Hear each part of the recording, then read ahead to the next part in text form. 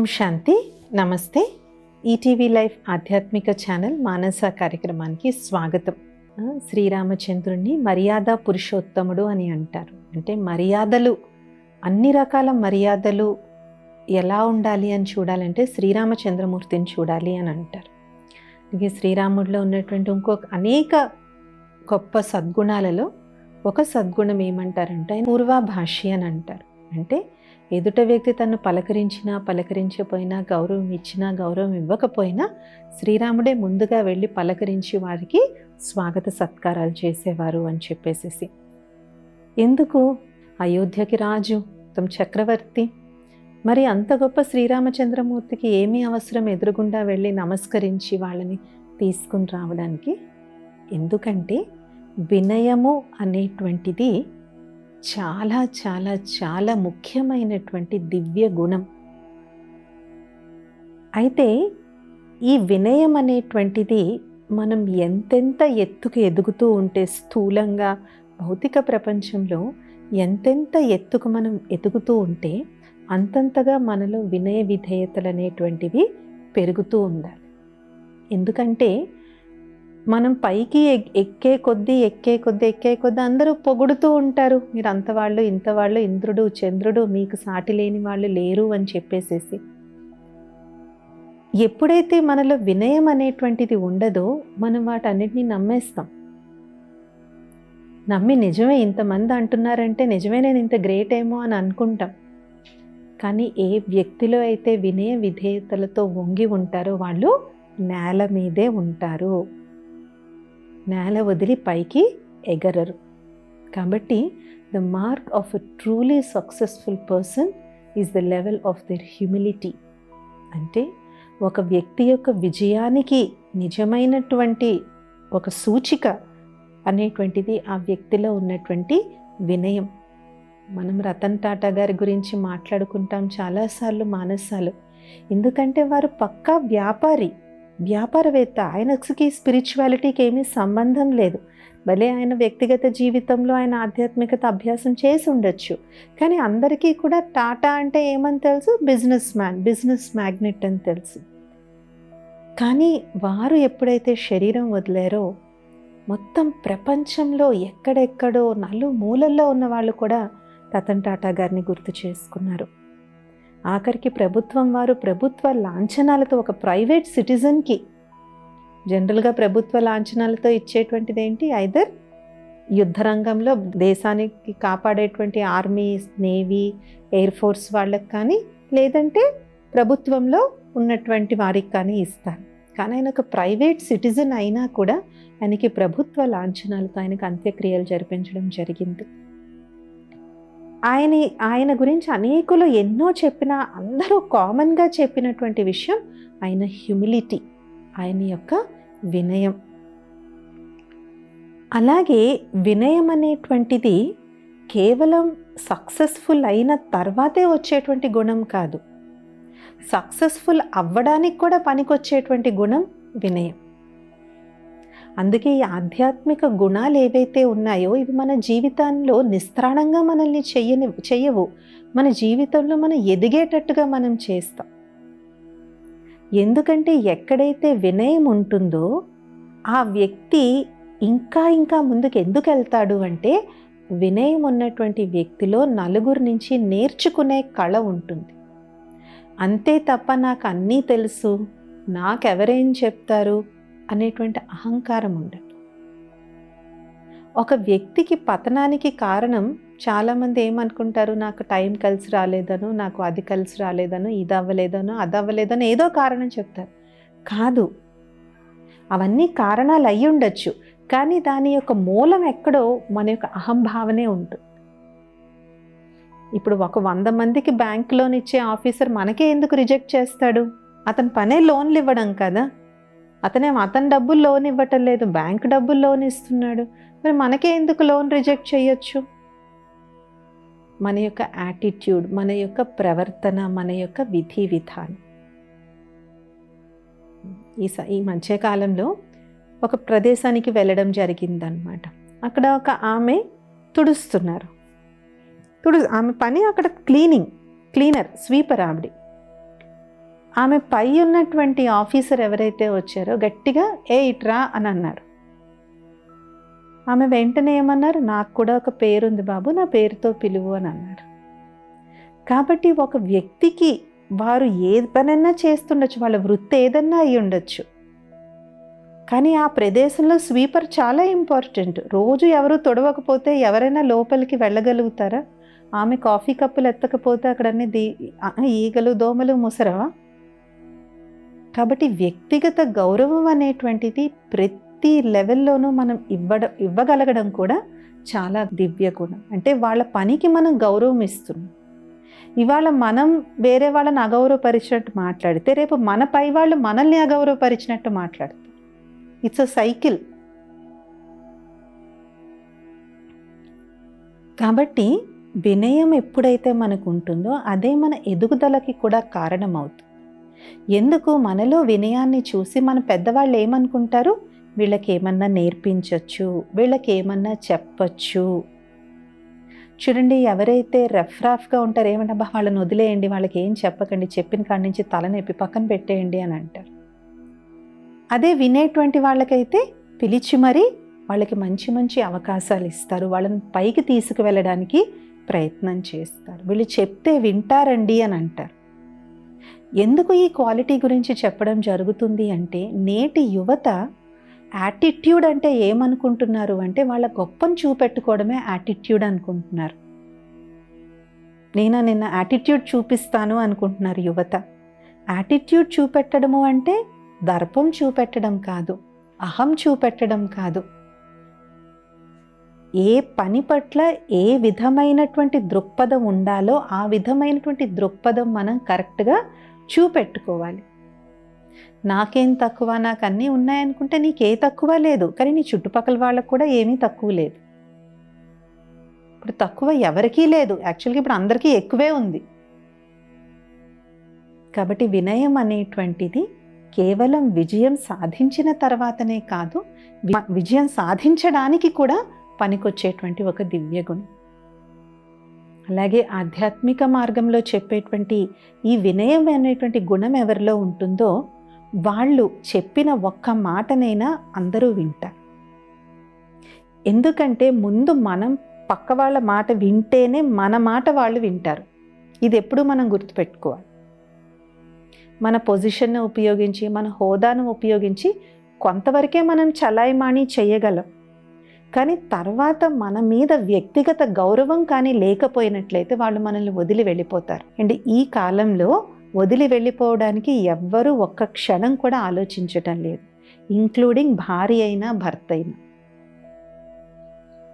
ఒకప్పుడు సమాజానికి భయపడి, కుటుంబ వ్యవస్థకు భయపడి, పిల్లలకి ఏమవుతుందో, లేదంటే ఆర్థికంగా జరుగుబాటు కాదేమో అని ఇలాంటి రకరకాల కారణాలతో అయినా సరే కలిసిమెలిసి ఉండడానికి ప్రయత్నం చేసేవారు. కానీ ఇప్పుడు మనం చూస్తూ ఉన్నాం, చాలామంది అనుకుంటారు విడాకుళ్ళు ఇవన్నీ కూడా సంపన్న కుటుంబాల్లో లేదంటే పెద్ద పెద్ద ఉద్యోగాలు చేసే దగ్గరే అవుతున్నాయి అనుకుంటాం. కానీ అది వాస్తవం కానే కాదు. మారుమూల పల్లెటూరుల్లో అంతగా సంపాదన లేనటువంటి కుటుంబాల్లో కూడా విడాకుళ్ళు మనం చూస్తూ. కాబట్టి ఇలాంటి సమయంలో ఈ ఆధ్యాత్మిక గుణాలు అనేటువంటివి కానీ మనలో లేకపోయినట్లయితే ఏ సంబంధాలు శాశ్వతంగా మనకి నిలబడు. కాబట్టి నేను ఇది కాబట్టి నువ్వు నా మాట వినాలి అంటే ఆ రోజులు ఎప్పుడో పోయాయి. ఇప్పుడు మనం పక్క వాళ్ళ మాట, మన మాట వేరే వాళ్ళు వినాలి అంటే ముందు వాళ్ళ మాట మనం వినాలి. అంటే వాళ్ళని నేను గౌరవిస్తున్నాను అని వాళ్ళకు అనిపించాలి. వాళ్ళకు అలా అనిపిస్తేనే మన మాట వాళ్ళు వింటారు. అందుకే ఇప్పుడు లీడర్షిప్కి అంటే నాయకత్వానికి ఉన్నటువంటి పరిభాషే మారిపోయింది. ఒకప్పుడు నాయకుడు ఏం చెప్తే కింద వాళ్ళందరూ వినేవారు, కానీ ఇప్పుడు ముందు నాయకుడు కింద వాళ్ళందరి మాట విన్నాక ఆయన ఒక తీర్పు ఇవ్వాల్సినటువంటి పరిస్థితి అనేటువంటిది వచ్చింది. సో వినయము అంటే లేనిపోని మర్యాద నటించడం కూడా వినయం కాదు. ఒకసారి చూడడం జరిగిందనమాట. ఎయిర్పోర్ట్లో ఒక పెద్ద ఆయన కూర్చుని ఉన్నారు. పెద్ద ఆయన అక్కడ కూర్చుని ఉన్నారు, పక్కన ఒక యువకుడు పాటలు వింటున్నారు, పర్వాలేదు. కానీ ఆ యువకుడు కాలు మీద కాలు వేసుకుని ఊపుకుంటూ ఆ పెద్ద ఆయనకి తన కాలు తగిలిస్తూనే ఉన్నాడు. పాపం ఆయన అడ్జస్ట్ అవుతున్నాడు కానీ ఈ అబ్బాయి తన పాటలు వినేటువంటి దీంట్లో ఎంత ఉన్నాడంటే తన షూ వెళ్ళి ఆ పెద్ద ఆయనకి తగులుతుందన్న విషయం కూడా అబ్బాయికి తెలియలేదు. కాబట్టి ఇలాగ స్థూలంగా ఒకళ్ళకి మనం డిస్రెస్పెక్ట్ చేయొచ్చు, ఒకళ్ళ అగౌరవపరచడం, ఇది చాలా స్థూలంగా అగౌరవపరచు. సూక్ష్మంగా కూడా మనం అగౌరవపరుస్తాం, పక్క వాళ్ళని తక్కువ చేసి చూడడం, పక్క వాళ్ళంటే హీన భావనతో చూడడం. స్వామి వివేకానందుల వారు అమెరికాకు వెళ్ళినప్పుడు వారి వేషభాష చూసి అందరూ అవహేళన చేశారు. ఏంటి ఆ బట్టలు ఏంటి, మేము చూడు అందరం వీఆర్ ఆల్ జెంటిల్మెన్. ఎందుకు జెంటిల్మెన్ అంటే మంచిగా సూట్ బూట్ వేసుకున్నారు, టాప్ హ్యాట్ పెట్టుకున్నారు, మంచి షూస్ వేసుకున్నారు, సో మేమందరం జెంటిల్మెన్ అని అన్నారు. అప్పుడు స్వామీజీ అన్నారు, in your country tailor makes a gentlemen, but in my country character makes a gentlemen. అంటే మీ దేశంలో దర్జీ కుట్టిన బట్టలు బట్టి మీరు గౌరవాన్ని ఇస్తారు, కానీ మా దేశంలో ఒక వ్యక్తి చరిత్ర బట్టి వారికి గౌరవం ఇస్తాము అని చెప్పేసి. కాబట్టి ఈ విధంగా వినయం అనేటువంటి గుణము స్థూలంగా సూక్ష్మంగా రెండిట్లో కూడా ఇది మనకి పనికొస్తుంది. అలాగే మనం అబ్దుల్ కలాం గారిని కానీ మనం చూసుకున్నట్లయితే ఆయన యొక్క చరిత్రే మనం రామేశ్వరంలో ఒక చిన్న పేపర్ బాయ్ నుంచి భారతదేశానికి రాష్ట్రపతి అయ్యారు. రాష్ట్రపతి అవ్వడమే కాకుండా ఎన్నో తరాలకి వారు ఒక ఆదర్శప్రాయంగా వారు నిలిచారు. కానీ వారు బ్రహ్మకుమారీస్ హెడ్ క్వార్టర్స్ మౌంట్ ఆబూకు వచ్చినప్పుడు అందరూ కూడా వారి యొక్క వినయానికి, వారి యొక్క సింప్లిసిటీకి, వారి యొక్క సాధారణతకి ముగ్ధులైపోయారన్నమాట. ఇక్కడ ఏం చెప్పడానికి ట్రై చేస్తున్నాము అంటే మనం ఏమనుకుంటాం, మన ఎదుట వ్యక్తిని మన యొక్క అచీవ్మెంట్స్తో మనం ఇంప్రెస్ చేయాలి అనుకుంటాం. కరెక్ట్, ఇంప్రెస్ చేస్తాం, డెఫినెట్గా ఇంప్రెస్ చేస్తాం, కానీ జీవితం జాబ్ ఇంటర్వ్యూ కాదు కదా. జాబ్ ఇంటర్వ్యూలో మన యొక్క స్కిల్స్ని మనం చెప్తాం, కానీ జీవితంలో నేను పలానా ఐఐటీలో చదువుకున్నాను, లేదంటే ఒక పెద్ద మల్టీనేషనల్లో జాబ్ చేస్తున్నాను కాబట్టి అందరూ నాకు గౌరవం ఇవ్వాలి, నాకు వాల్యూ ఇవ్వాలి అనుకున్నట్లయితే అది కేవలం మేబీ మీరు పనిచేసే చోట పని చేయొచ్చు, లేదంటే మీ కొలీగ్స్ దగ్గర పని చేయొచ్చు, కానీ మొత్తం జీవితం అంతా కూడా అది పని చేయదు. ఎస్పెషలీ సంబంధాల్లో, రిలేషన్షిప్స్లో అది పని చేయదు. కాబట్టి ఈ విధంగా ఆధ్యాత్మిక గుణాలు ఏవైతే ఉన్నాయో, ఎస్పెషలీ వినయం అనేటువంటి గుణం ఏదైతే ఉందో ఇది అందరినీ ఆకర్షిస్తుంది. It attracts everybody. అందుకనే స్పిరిచువల్ ప్రిన్సిపల్స్ ఉన్నటువంటి వాళ్ళు అందరికీ చాలా అట్రాక్టివ్గా కనపడతారు, కానీ ఆ అట్రాక్షన్లో చెడు భావన ఉండదు. ఆ ఆకర్షణ అనేటువంటిది చాలా ఆత్మీయతతో నిండినటువంటి ఆకర్షణ ఉంటుంది తప్ప అందులో చెడు భావన, కుదృష్టితో కూడినటువంటి ఆకర్షణ అనేటువంటిది ఉండదు. కాబట్టి మనం ట్రూగా ఒక వ్యక్తిని ఇంప్రెస్ చేయాలి అంటే అది మన హ్యూమిలిటీతో, మన యొక్క హంబుల్నెస్తో మనం ఎవరినన్నా కూడా మనం ఇంప్రెస్ చేయాలి. అండ్ ఇందులో ఇంకొక విషయం కూడా తెలుసుకోవాలి, ఎవరైనా సరే మీ పై మెరుగులు చూసి మీతో ఇంప్రెస్ అవుతున్నారంటే వాళ్ళ నుంచి కూడా మనం కొంచెం జాగ్రత్తగా ఉండాలి. అంటే వాళ్ళకి మీ నుంచి ఏదో స్వార్థమైనటువంటి ఆశ ఉంది కాబట్టి మీ పై మెరుగులు చూసి వాళ్ళు మిమ్మల్ని ఆహా ఓహో అని పొగుడుతూ ఉన్నారు అంటే వీ హ్యావ్ టు అండర్స్టాండ్ ఈ వ్యక్తికి నాతో ఏదో అవసరం ఉంది, there is something this person needs from మీ, కాబట్టి కొంచెం నేను జాగ్రత్తగా ఉండాలి. అందుకే ఇంగ్లీష్లో ఒక చాలా మంచి సామెత ఉంది, keep your friends close but your enemies closer because they are your true well wishers. స్నేహితుల్ని దగ్గరగా ఉంచుకోండి, కానీ మిమ్మల్ని మీలో తప్పు వెతికేవాడిని ఇంకా దగ్గరగా ఉంచుకోండి, అంటే వాళ్ళే మిమ్మల్ని బాగు చేస్తారు అని చెప్పేసి. సో మన చుట్టూ కూడా భజనగాళ్లే ఉన్నారనుకోండి, ఏమవుతుంది, మనం అక్కడికి వెళ్ళిపోతాం. రేపు వాళ్ళకి భజన చేయడానికి ఇంకో వాళ్ళు దొరికారనుకోండి, మనం అంత ఎత్తు నుంచి కిందకి పడతామన్నమాట. సో అందుకని హ్యూమిలిటీ అనేటువంటిది మనలోనే కాదు ఎదుట వ్యక్తిలో కూడా ఉండాలి. అండ్ ఇంకొకటి, ఇప్పుడు మనకు కనిపించట్లేదు, ఎదుటి వ్యక్తుల్లో మనకు ఆ క్వాలిటీ కనిపించట్లేదు అనుకోండి, అప్పుడు మనం ఏం చేయాలి? ఈ కాలంలో నోటితో చెప్తే ఎవరికి కూడా అర్థం చేసుకునేటువంటి కెపాసిటీ ఇప్పుడు లేదు. ఎందుకంటే మైండ్ అనేటువంటిది పక్కవాళ్ళు చెప్తే నేను వినాలి అనేటువంటి యాక్సెప్ట్ చేసే క్వాలిటీ ఏదైతే ఉందో అది ఈ కాలంలో చాలా తగ్గింది. మరి ఏం చేయాలి? మనం అలాగా ఆచరించి చూపెట్టాలి.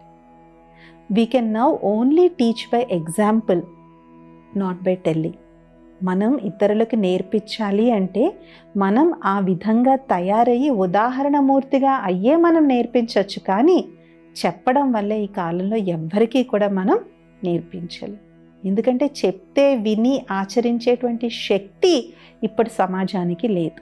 అది తప్పు కూడా కాదు. సమాజం తరం మారుతూ ఉండే కొద్దీ కూడా సమాజం యొక్క విధి విధానం మారిపోతుంది. ఒకప్పుడు టీచర్ క్లాస్లోకి వచ్చింది అంటే స్టూడెంట్స్ ఇలా తల తిప్పడానికి కూడా భయపడేవారు. తల తిప్పితే చాక్ పీస్ ఒక్కటి ఎగిరొచ్చి తలకు కొట్టుకునేది. కానీ ఇప్పుడు పిల్లలు ఏం చేస్తున్నా కూడా టీచర్స్ మ్యాక్సిమం వాళ్ళకి పనిష్మెంట్ ఏంటంటే స్టాండింగ్ అప్. అది కూడా పిల్లలు ఏడ్చుకెళ్ళి ఇంటికెళ్ళి కంప్లైంట్ చేశారంటే ఆ పనిష్మెంట్ ఇవ్వడానికి కూడా లేదు ఇప్పుడు. కాబట్టి తరంకి అన్నీ మారుతాయి, ఎవ్రీథింగ్ చేంజెస్. ఆ చేంజ్తో పాటు మనం కూడా చేంజ్ అవ్వాలి. కానీ దాన్ని మనం సులువుగా చేసుకోవడానికి ఆధ్యాత్మికత చాలా ఉపయోగపడుతుంది. అంటే చేంజ్ని మనం యాక్సెప్ట్ చేయలేం చాలా త్వరగా. కొంతమందికి కుడికాలు మీద ఎడంకాలు వేసుకొని కూర్చోవడం అలవాటు ఉంటుంది. ఇప్పుడు వాళ్ళని ఉల్టా కూర్చోమనండి, వాళ్ళు మాట్లాడుతుంది ఏంటో కూడా మర్చిపోతారు. ఎందుకు? వాళ్ళ ప్యాటర్న్లో right leg on left leg అలవాటు అయిపోయింది. ఇప్పుడు left leg on right leg వేయమనండి, వేయలేం. కాబట్టి మార్పు అనేటువంటిది చేసుకోవడం చాలా కష్టం. కానీ ఆ మార్పుకు మనల్ని మనం అడాప్ట్ చేసుకోవడానికి మనకి బాగా పనికొచ్చేటువంటి సులువైనటువంటి మార్గం ఏంటి అంటే అది స్పిరిచువాలిటీ, అది ఆధ్యాత్మికత. అందుకే ఆధ్యాత్మికతలో చెప్పేటువంటి దివ్య గుణాలు ఏవైతే ఉన్నాయో, ముఖ్యంగా వినయం, విధేయత, ఓపిక, సహనం, ఓర్పు, ఇవన్నీ ఏవైతే ఉన్నాయో ఇవన్నీ కూడా మన జీవితాన్ని ఇంకా మెరుగుపరిచి నిజమైనటువంటి విజయాన్ని తీసుకురావడానికే వీటి గురించి చెప్పడం జరుగుతుంది తప్ప ఇవన్నీ చేయడం వల్ల మాకేదో వైరాగ్యం వచ్చేస్తుందేమో, మేము అన్నీ వదిలి వెళ్ళిపోతామనే అపోహ ఉండకూడదు. ఎందుకంటే చాలామందికి మేము స్పిరిచువాలిటీ గురించి చెప్పడానికి వెళ్తే చెప్పే ఫస్ట్ విషయం ఏంటంటే, మమ్మల్ని లైఫ్ని ఇంకా ఎంజాయ్ చేయనివ్వండి సిస్టర్, ఎంజాయ్మెంట్ అంతా అయిపోయిన తర్వాత మేము మీ దగ్గరికి వస్తాము అంటాం. కానీ ఆ ఎంజాయ్మెంట్ ఎప్పటికవుతుంది? 60 ఏళ్ళకి అవుతుందా, 70 ఏళ్ళకి అవుతుందా, 80 ఏళ్ళకి అవుతుందా, 90 ఏళ్ళకి అవుతుందా? అప్పుడు వద్దామనేసరికి మనకి ఆయుష్ కూడా ఉండాలి. ఒకవేళ ఆయుష్ ఉన్న శరీరం సహకరించాలి. మనకే ఒకలా అన్నం ఎవరు పెడితే మనం తిందామా అనేటువంటి ఆరోగ్య పరిస్థితి వచ్చింది అనుకోండి, అప్పుడు మనం ఏం సాధన అనేటువంటిది మనం చేయగలం. ఆధ్యాత్మికత ఒక్కొక్క వయసు వాళ్ళకి ఒక్కొక్కలాగా ఉపయోగపడుతుంది. చిన్నపిల్లలకు ఒకలా ఉపయోగపడుతుంది, యూత్కి ఒకలాగా, ప్రొఫెషనల్స్కి ఒకలాగా, మధ్య వయసు వాళ్ళకి ఒకలాగా, కుటుంబీకులకు ఒకలాగా, గృహిణులకు ఒకలాగా, వృద్ధులకి ఒకలాగా, మరణశయ్యపై ఉన్న వాళ్ళకు ఒకలాగా, అనారోగ్యంతో బాధపడుతున్న వాళ్ళకు ఒకలాగా, ఇలాగ సమాజంలో ఎన్ని రకాలైనటువంటి జీవిత స్థితిగతులు ఉన్నాయో, పరిస్థితులు ఉన్నాయో, వాళ్ళల్లో ఒక్కొక్కళ్ళకి ఆధ్యాత్మికత ఒక్కొక్క విధంగా ఉపయోగపడుతుంది. So how does it work for me? నాకు ఏ విధంగా పనిచేస్తుంది అనేటువంటిది మనం దృష్టిలో అనేటువంటిది మనం పెట్టుకోవాలి. అలాగే ఆధ్యాత్మికతను అభ్యసించడానికి ఒక్కొక్కళ్ళకి ఒక్కొక్క కారణం కూడా ఉంటుంది. కొంతమంది చాలా స్ట్రగుల్స్ ఫేస్ చేసే స్ట్రగుల్స్ని భరించలేక వదిలేసే స్పిరిచువాలిటీ వైపు వచ్చేవాళ్ళు ఉంటారు. కొందరికి జెన్యూన్ ఇంట్రెస్ట్తో వచ్చేటువంటి వాళ్ళు ఉంటారు. కొందరు వయసు అయిపోయింది కదా, ఇప్పుడన్నా కొంచెం మనం ఏదో ఒక స్పిరిచువల్ మార్గంలో నడుద్దామని వచ్చేవాళ్ళు ఉంటారు. సో ఇలాగ పద్ధతులు ఎన్ని ఉన్నాయో కారణాలు కూడా అన్నీ ఉంటాయి. కానీ దీనికి రైట్ టైము, రాంగ్ టైం అని ఏమీ లేదు. రైట్ ఏజ్, రాంగ్ ఏజ్ అని కూడా ఏమీ లేదు. ఏ ఏజ్లో అయినా సరే మనం భక్త ప్రహ్లాదుని యొక్క కథ తీసుకుందాం. భక్త ప్రహ్లాదుడు ఎంత చిన్నవాడు, చిన్న బాలుడు, అయినా పరమ నారాయణ భక్తుడు. ఇవాళకి కూడా భక్త ప్రహ్లాదుడి గురించి మనం గాయనం చేస్తూ ఉన్నాం, మందిరాల్లో పూజిస్తూ ఉన్నాం. చిన్నపిల్లోడే కదా, ఈ చిన్నపిల్లోడికి ఎందుకు హరినామ స్మరణ అని వదిలేశాడు ఆ అబ్బాయి? లేదు. ఇలాంటి ఎందరో మహానుభావులు పుట్టినటువంటి దేశం మన మహాన్ భారతదేశం. ఈ మహాన్ భారతదేశంలో ఉన్నటువంటి విశిష్టతే దీని యొక్క ఆధ్యాత్మికత. అందరూ ఆధ్యాత్మికతను మర్చిపోయామని అనుకోవచ్చు, కానీ ఈ మధ్యకాలంలో జరిగిన మహాకుంభమేళలో చూడండి, ప్రపంచంలో ఎక్కడో దేశ విదేశాల్లో ఉన్న భారతీయులు కూడా ప్రత్యేకంగా కుంభమేళలో స్నానం చెయ్యడానికి $1,000 ఖర్చు పెట్టుకుని వచ్చి మరీ మహాకుంభమేళలో స్నానం చేసి వెళ్ళారు. సో భారతీయులందరిలో కూడా ప్రపంచంలో ఎక్కడ ఉంటున్నా కూడా ఆధ్యాత్మికత అనేటువంటి దీపం వెలిగే ఉంటుంది. కాబట్టి వినయము అనేటువంటిది ఏదైతే ఉందో ఇది మనం చిన్నతనం నుంచి పిల్లలకి అలవాటు చేయాలి. మన ఇంట్లో పిల్లలకి చిన్నతనం నుంచే పెద్దవాళ్ళని గౌరవించడం, పెద్దవాళ్ళు చెప్పిన మాట వినడం, అండ్ అలాగే వాళ్ళల్లో దర్పం, అహంకార ధోరణి కనిపిస్తే మనం దాన్ని పెంచి పెద్ద చేయకూడదు. డెఫినెట్గా వాళ్ళని అలాగని కాన్ఫిడెన్స్ లేని ఇండివిజువల్స్గా చేయమని కాదు, కాన్ఫిడెంట్గా ఉండాలి. కానీ అలాగని అహంకారం యొక్క భావన పిల్లల్లో కనిపిస్తే, యూజువల్గా మనం చూస్తూ ఉంటాము ఈ కాలంలో పిల్లలు మంచి మంచి ఫ్యాన్సీ డ్రెస్సెస్ ఇవన్నీ వేసుకుంటారు.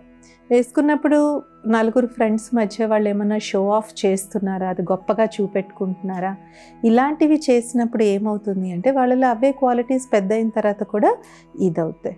అలాగే ఎవరైనా పిల్లలకు బాగా మార్కులు వచ్చాయి, వాళ్ళ ఫ్రెండ్కి సరిగ్గా మార్కులు రాకపోతే అలాంటి ఫ్రెండ్తో వాళ్ళు ఎలా బిహేవ్ చేస్తున్నారు, వాళ్ళని ఏమన్నా ఇన్సల్ట్ చేస్తున్నట్టు మాట్లాడుతున్నారా, లేదంటే మాకేదో చాలా ఎక్కువ మార్కులు వచ్చాయి కాబట్టి నేను చాలా గ్రేట్ అన్న భావన పిల్లల్లో కనిపిస్తుందా, ఇలాంటివి చూసినప్పుడు మనం వాళ్ళని అప్పుడే కరెక్ట్ చేయాలి. ఏంటంటే నువ్వు చాలా మంచి మార్కులు వచ్చి ఉండొచ్చు, మంచి డ్రెస్ వేసుకొని ఉండొచ్చు, but that doesn't mean you should look down upon others. వేరే వాళ్ళని నువ్వు తక్కువగా చేసి మాట్లాడకూడదు, వేరే వాళ్ళని నువ్వు కించపరిచేలాగా బిహేవ్ చేయకూడదు అని వాళ్ళకి చిన్నతనం నుంచే మనం ఈ హ్యూమిలిటీ అండ్ హంబుల్నెస్ యొక్క క్వాలిటీని మనం నేర్పించాలి. అప్పుడు వాళ్ళు పెద్ద అయిన తర్వాత ఎంత సక్సెస్ఫుల్ అయినా సరే అదే క్వాలిటీ వాళ్ళల్లో ఉంటుందన్నమాట. ఎస్పెషలీ పెద్దవాళ్ళకి గౌరవం ఇవ్వడం, పెద్దవాళ్ళకి రెస్పెక్ట్ ఇవ్వడం. డెఫినెట్గా ఇప్పుడు చాలామంది టెక్నాలజీ వచ్చిన తర్వాత చిన్నపిల్లలే పెద్దవాళ్ళ కన్నా నిజంగా తెలివిగా ఉంటున్నారు. డెఫినెట్గా వీళ్ళకి తెలియని చాలా విషయాలు వాళ్ళకి తెలుస్తూ ఉన్నాయి. ఇప్పుడు కొంతమంది పెద్దవాళ్ళకి పాప యూపీఐ పేమెంట్స్ ఇవన్నీ తీసుకోవడం తెలీదు, పిల్లల మీదే డిపెండ్ అవుతూ ఉంటారు.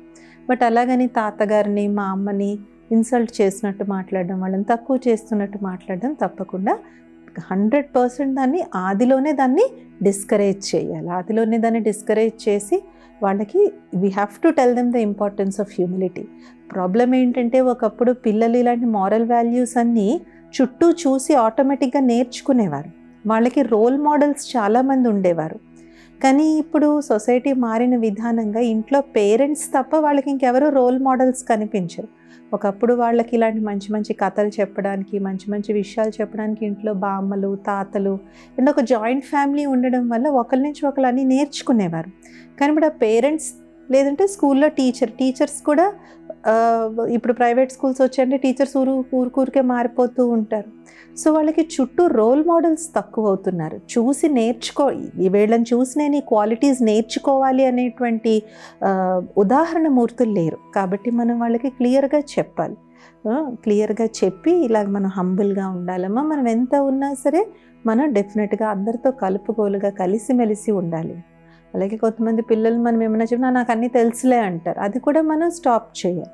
నీకు తెలిసినా నాకు నీకన్నా ఎక్కువ అనుభవం ఉంది కాబట్టి నేను చెప్పింది నువ్వు వినాలి. పిల్లలకి ప్రేమ అనేటువంటిది ఇవ్వాలి, కానీ లా అంటే ఏదైతే ధర్మం ఏదైతే ఉందో అది కూడా మనం కరెక్ట్గా పాటించాలి. పిల్లల్ని అతిగా ప్యాంపర్ చేయడం కూడా వాళ్ళని యాక్చువల్గా అది ప్రేమించడం కాదు, వాళ్ళని చెడగొట్టడం. యాక్చువల్గా అది బయట వాళ్ళ తప్పు ఎత్తి చూపెట్టేవారు. ఏదేంటండి మీ అబ్బాయి ఇలా చేశాడు, మీ అమ్మాయి ఇలా చేశాడని పక్కింటి వాళ్ళతో చెప్పించుకోవడం కాదు. అప్పుడు అది ఇంకా ఇన్సల్టింగ్గా ఉంటుంది. కాబట్టి మన పిల్లల మీద మనకి నిజమైన ప్రేమ అనేటువంటిదంటే వాళ్ళని గారం చేసేస్తే వాళ్ళ మీద ప్రేమ ఉన్నట్టు కాదు. వాళ్ళు తప్పు చేసినప్పుడు నువ్వు ఇది తప్పు చేసావు, నువ్వు ఇలా చెప్పకూడదని చెప్పడం నిజమైన ప్రేమ. ఎందుకంటే వాళ్ళకి ఆ ఏజ్లో అది కరెక్ట్ అయిపోతే పక్క వాళ్ళతో చెప్పించుకోవాల్సిన అవసరం, పెద్ద ఇంకా వేరే ప్రాబ్లమ్స్లోకి వెళ్ళాల్సిన అవసరం ఉండదు. సో ఈ వినయం అనేటువంటి క్వాలిటీ చిన్న పెద్ద అందరినీ కూడా నిజమైనటువంటి స్పిరిచువల్ మార్గంలో నడిపించడమే కాకుండా జీవితంలో కూడా సక్సెస్ఫుల్గా అవ్వడానికి ఎంతో ఉపయోగపడుతుంది. ఇది ఇవాల్టి మానస కార్యక్రమం. వచ్చే మానసాలు ఇంకొన్ని అంశాలతో కలుద్దాం. ఓం శాంతి. నమస్తే.